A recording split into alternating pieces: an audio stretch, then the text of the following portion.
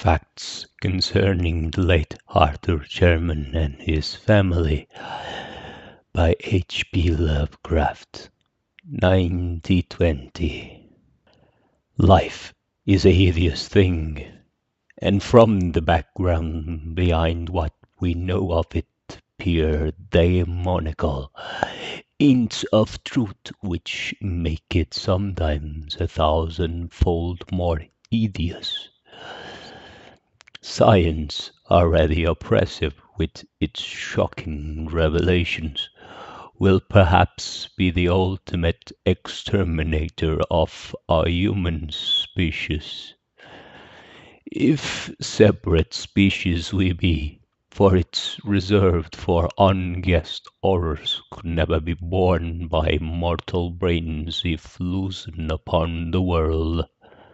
If we knew what we are, we should do as Sir Arthur Jermyn did, and Sir Arthur Jermyn soaked himself in oil and set fire to his clothing one night.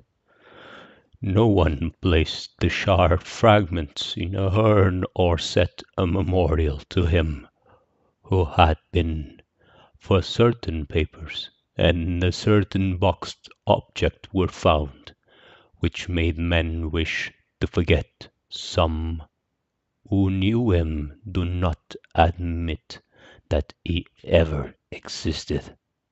Arthur Jermyn went out to the moor and burned himself after seeing the boxed object which had come from Africa. It was this object, and not his peculiar personal appearance, which made him end his life. Many would have disliked to live if possessed of the peculiar features of Arthur Jermyn, but he had been a poet and a scholar, and had not minded.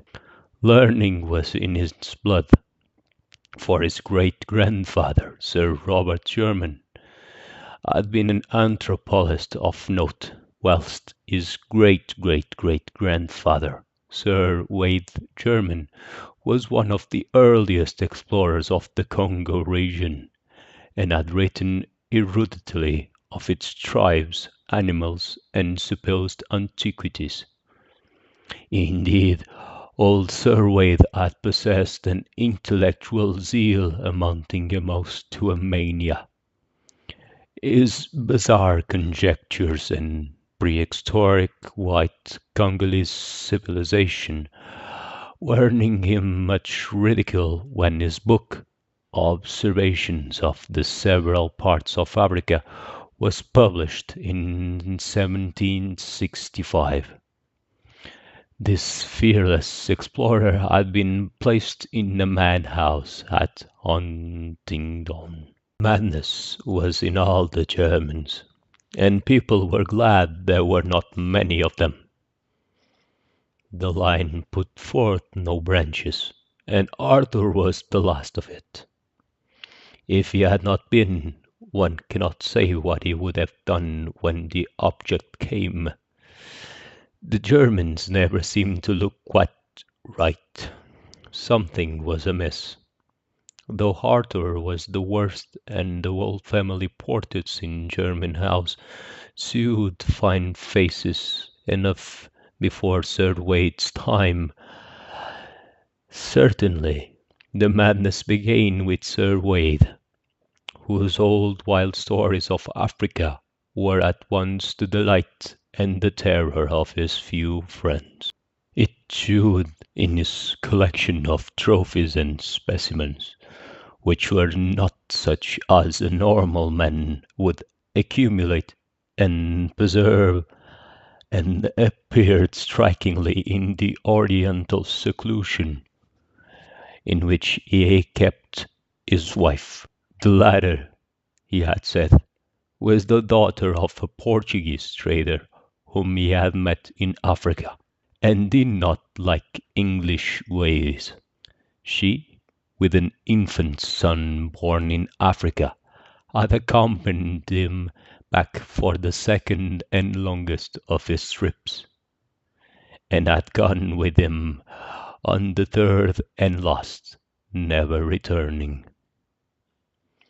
No one had ever seen her closely, not even the servants, for her disposition had been violent and singular. During her brief stay at Jermyn House, she occupied a remote wing, and was waited on by her husband alone. Sir Waith was, indeed, most peculiar in his solicitude for his family, for when he returned to Africa he would not permit no one to care for his young son save a loathsome black woman from Guinea. Upon coming back after the death of Lady Jermyn, he himself assumed complete care of the boy.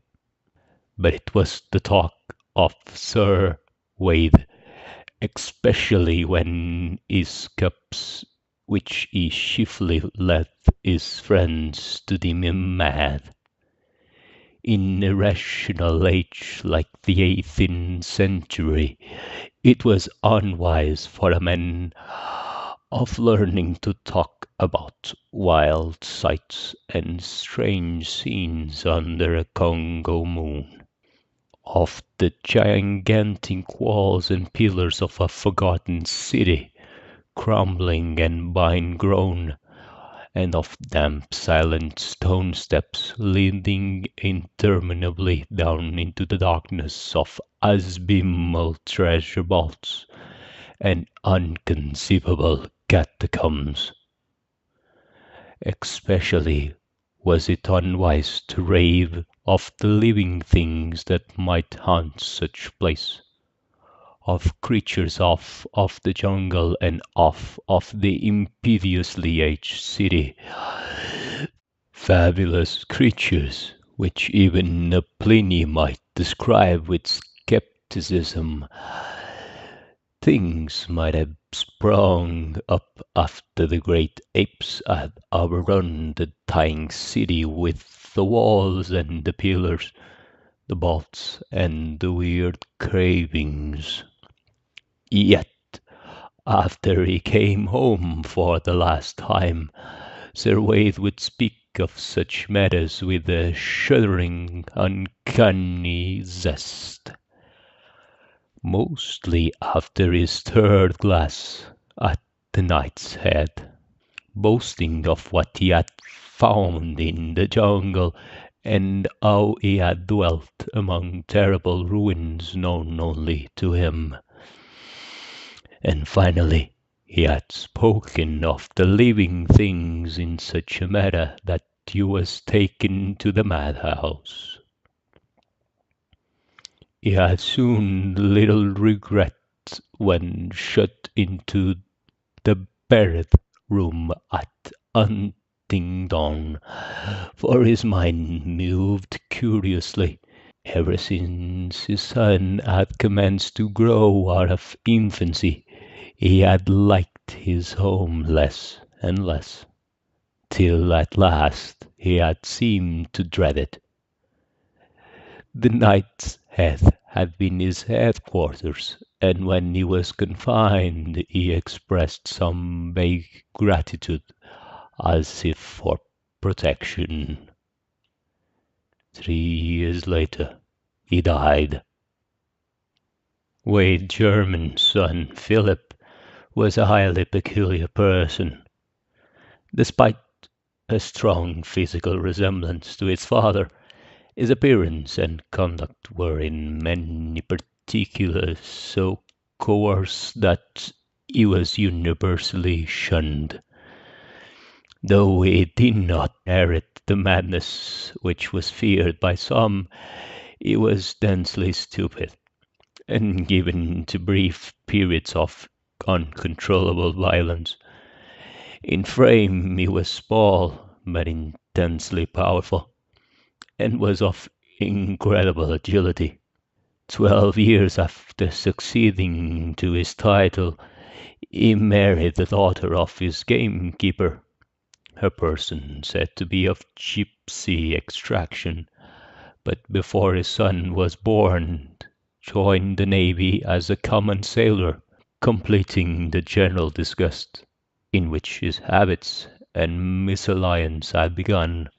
After the close of the American War, he was heard of as a sailor on a merchantman in the African trade, having a kind of reputation for feats of strength and climbing, but finally disappearing one night as his ship lay off the Congo coast.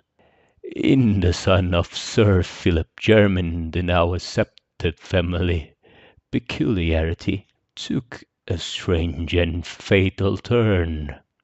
Tall and fairly handsome, with a sort of weird Eastern grace, despite certain slight oddities of proportion, Robert Jermyn began life as a scholar and investigator. It was he who first studied scientifically the vast collections of relics which his mad grandfather had brought from Africa, and who made the family name as celebrated in ethnology as in exploration. In 1815, Sir Robert married the daughter of the 7th Viscount Brightholme, and was subsequently blessed with 3 children, the eldest and youngest of whom were never publicly seen, on account of deformities in mind and body. Saddened by this family's misfortunes, the scientist sought relief in work, and made 2 long expeditions in the interior of Africa. In 1849, his second son, Neville, a singularly repellent person who seemed to combine the surliness of Philip Jermyn and the honour of Brighthelm's, ran away with a vulgar dancer, but was pardoned upon his return in the following year. He came back to Jermyn House a widower, with an infant son, Alfred, who was one day to be the father of Arthur Jermyn. Friends said that it was this series of griefs which unhinged the mind of Sir Robert Jermyn, yet it was probably merely a bit of African folklore which caused the disaster. The elderly scholar had been collecting legends of the Onga tribes near the field of his grandfathers, and his own explorations, hoping in some way to account for Thirlwaite's wild tales of a lost city peopled by strange hybrid creatures. A certain inconsistency in the strange papers of his ancestors suggested that the madman's imagination might have been stimulated by native myths. On October 19, 1852, the explorer Samuel Seaton called at Jermyn House with a manuscript of notes collected among the Ongas, believing that certain legends of a grey city of white apes ruled by a white god might prove valuable to the ethnologist. In his conversation he probably supplied many additional details, the nature of which we will never know, since a hideous series of tragedies suddenly burst into being when Sir Robert Jermyn emerged from his library. He left behind the strangled corpse of the explorer, and before he could be restrained, had put an end to all 3 of his children. The 2 who were never seen, and the son who had run away, Neville Jermyn, died in the successful defence of his own 2-year-old son, who had apparently been included in the old man's madly murderous scheme. Sir Robert himself, after repeated attempts at suicide and the stubborn refusal to utter any articulate sound, died of apoplexy in the second year of his confinement. Sir Alfred Jermyn was a baronet before his 4th birthday, but his tastes never matched his title.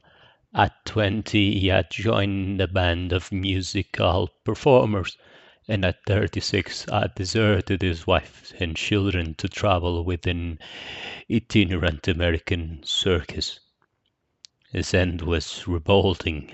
Among the animals in the exhibition with which he travelled was a huge bull gorilla of lighter colour than the average, a surprisingly tractable beast of much popularity with performers.